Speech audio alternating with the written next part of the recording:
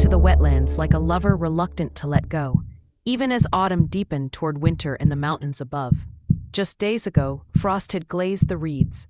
Now Kaia straightened from her work among them, her spine crackling in protest, and wiped the back of her hand across her brow.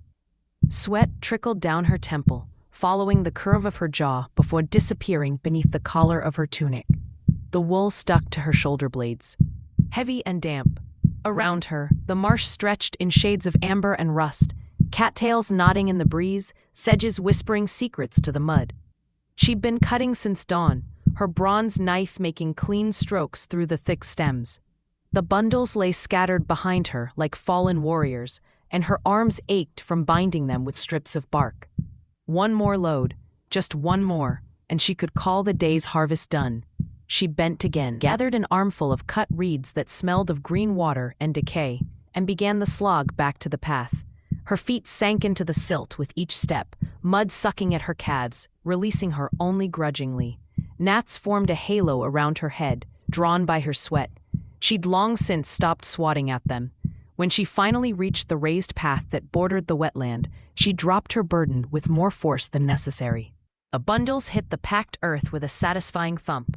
She stood there, chest heaving, staring at the small mountain of reeds she'd accumulated, enough to weave 3 sleeping mats or repair the worst of the holes in the grain storage hut's walls, before the snows came in earnest. Enough to prove her worth to the village for another day. The thought settled over her shoulders like a yoke. She turned away from her harvest and looked instead toward the river, the real river, not these sluggish channels that fed the marsh. It ran perhaps 50 paces distant, a ribbon of dark water that caught the late afternoon light and threw it back in flashes of silver. Even from here she could hear it, the rush and tumble of current over stone, the voice of cold water born in the high peaks. The wolf god's domain lay on the far side.